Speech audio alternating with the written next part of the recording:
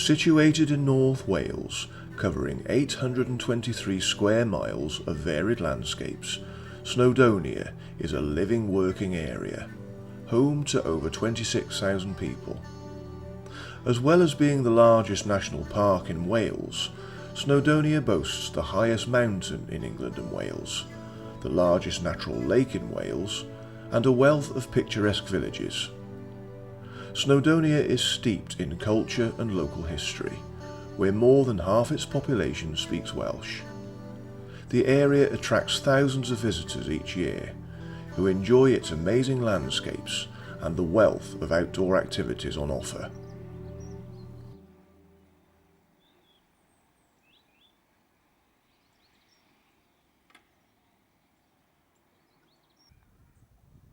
I've come to Harlech on the west coast of Snowdonia, a small town dominated by its castle.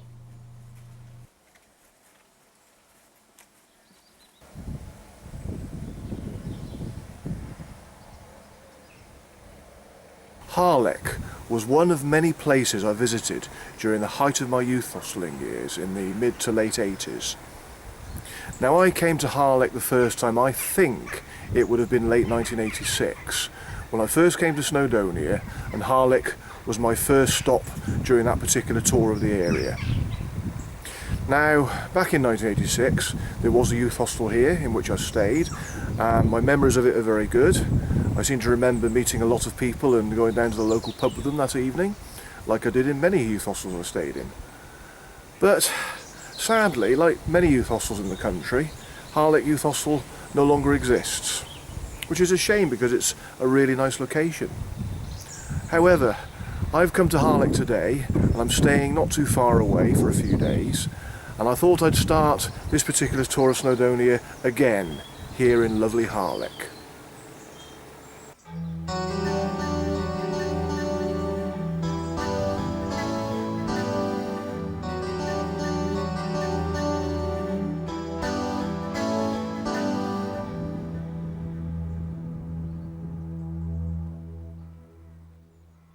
Harlech and its surrounding area have long been a source of inspiration for artists and writers. The poet Robert Graves was a frequent visitor and recorded his memories of childhood holidays in Harlech before the First World War. Harlech's theatre hosts an impressive programme of films, exhibitions, concerts and plays, both by local and international artists and companies throughout the year.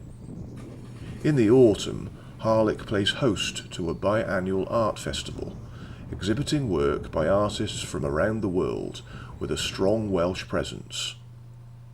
Legend has it that once a person sets foot in Harlech, they will always return, drawn back to this land of myth, magic and mountains.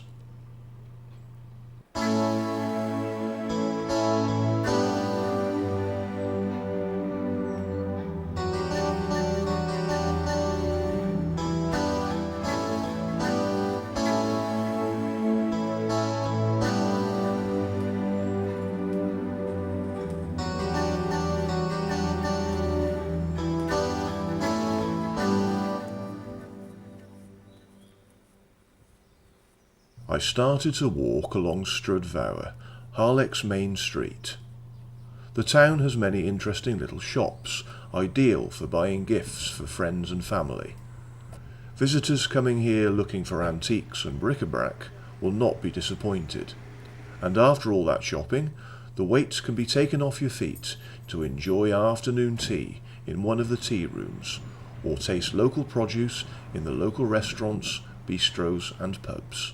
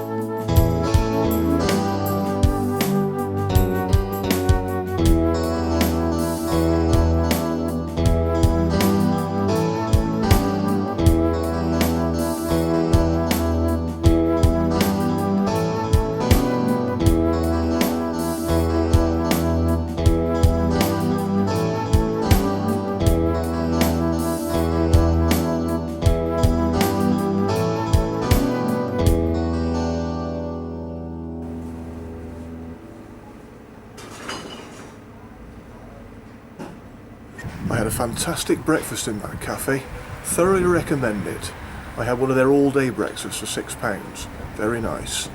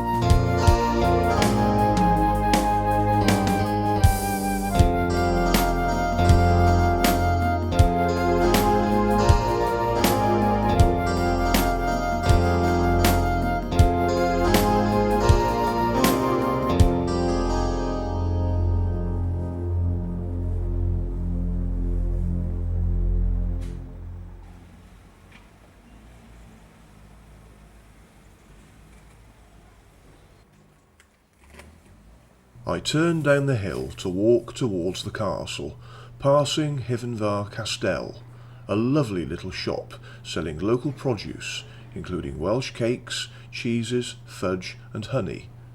Their ice cream is to die for, and later in the day I just had to have one for myself.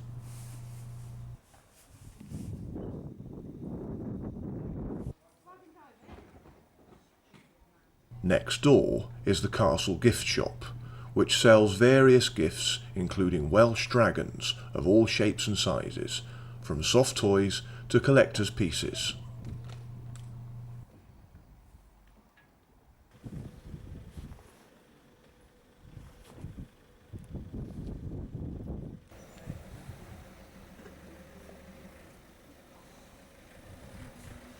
I just got talking to a local gentleman who was telling me all about Harlech and some of its history and some places that are worth seeing, so really friendly guy. Some nice people around Harlech.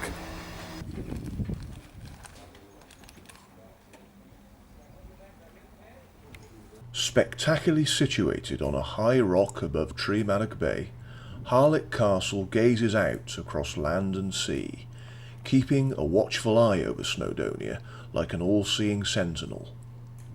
Edward I built the castle in the late 13th century, designed to contain the Welsh in their mountain fortress. Ironically, in 1404, it was taken by Welsh leader Owain Glyndŵr, who proceeded to hold a parliament here. A long siege here during the Wars of the Roses inspired the stirring song Men of Harlech.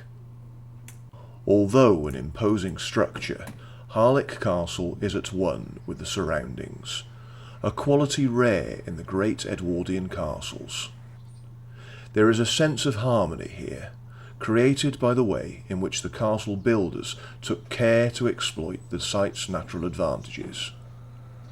Looking out to sea, Harlech's battlements spring out of a near vertical cliff face, while any landward attackers would first have to deal with a massive twin-towered gatehouse. The sea, like Snowdonia, is one of the keys to Harlech's sighting. Seaborne access was crucial in times of siege, and although the waters of Tremarec Bay have receded over the centuries, they may originally have lapsed the cliffs beneath the castle. A combination of magnificent medieval architecture and breathtaking location, the castle is unmissable, a fact reinforced by its status as a World Heritage inscribed site.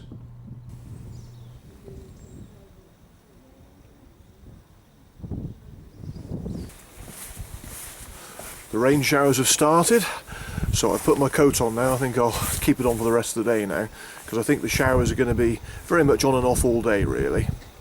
But it's not too bad, and I think whatever, I'm still going to have a lovely day here in Harlech. I was going to follow a walk around Harlech known as the Branwen Walk, which starts here at the castle. The town is the scene of one of the legends of the Mabinogion, namely Branwen, daughter of Llŷr. These Celtic tales of magical events were passed down by storytellers through the ages, until they were finally recorded on manuscripts by monks in the 13th century. This legend tells of the rescue of Branwen from slavery in Ireland by her brother, the giant Bendigeidfran. This walk is named after her.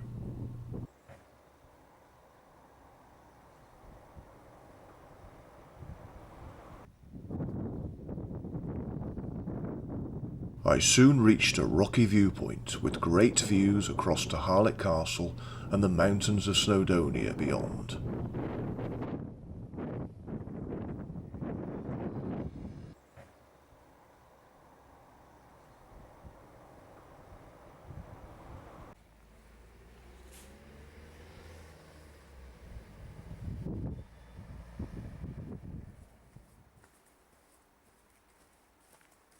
Continuing along a footpath down through the woods, I soon came to a small cave, which I briefly explored before continuing on.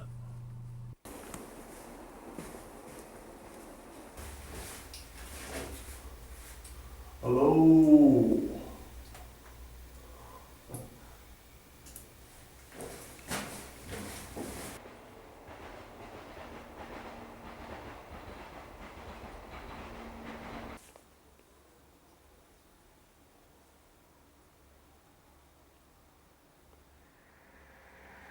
Crossing the main road, I walked through the sand dunes towards the beach. Hooray!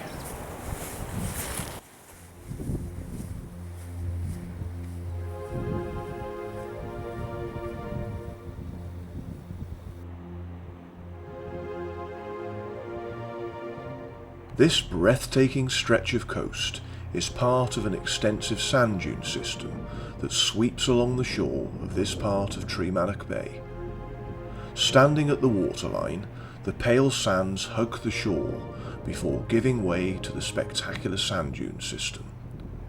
It is a stunning yet quiet beach to visit, and is particularly popular with photographers and birdwatchers.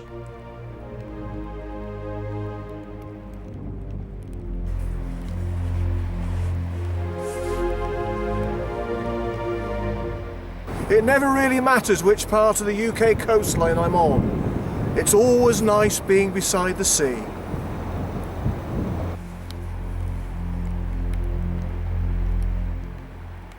I retraced my steps to the main road and followed it as far as Harlech railway station, where I forked right just below the castle.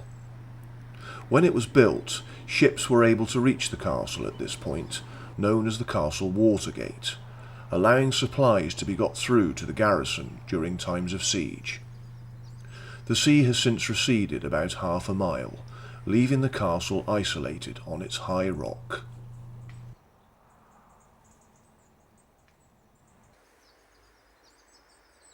Turning along Ffordd Pen LLech, I found myself climbing very steeply back towards the town centre.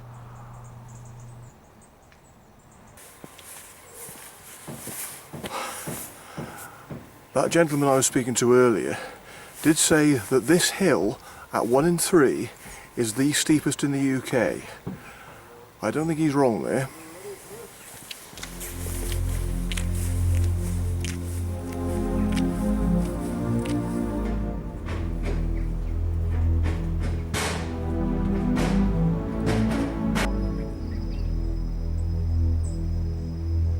Upon reaching the town centre again, I had completed the Branwen Walk.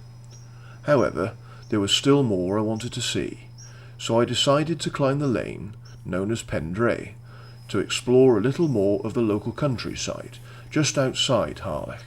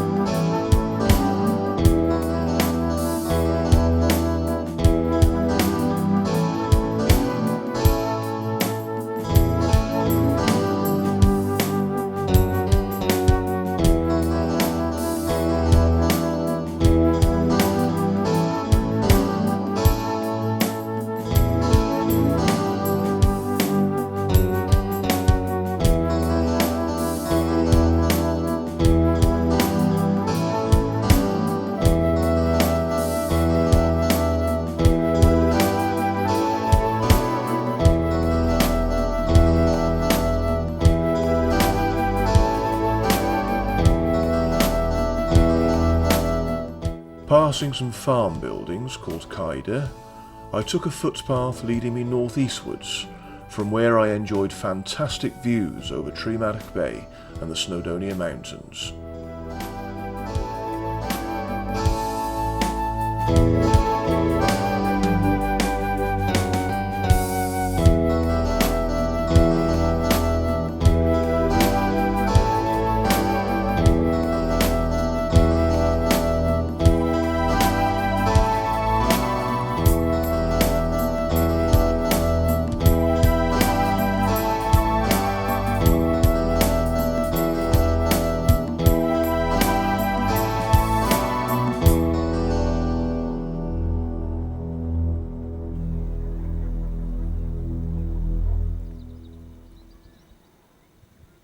That village looks interesting.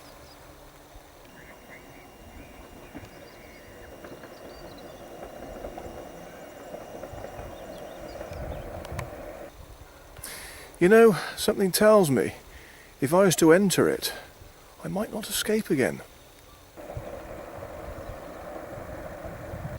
Oh well, I shall stick with Harlech for today. Dropping down the hill, I slowly made my way back towards Harlech.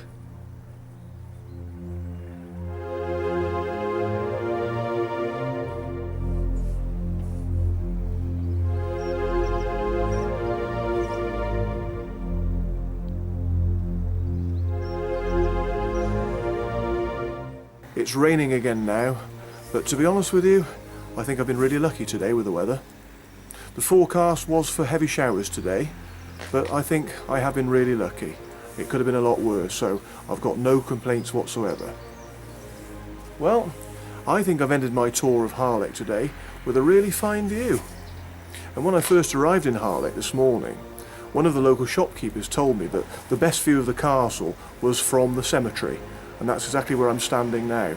So she was absolutely right. A fine view of the castle and this lovely village. It's been really nice exploring Harlech today.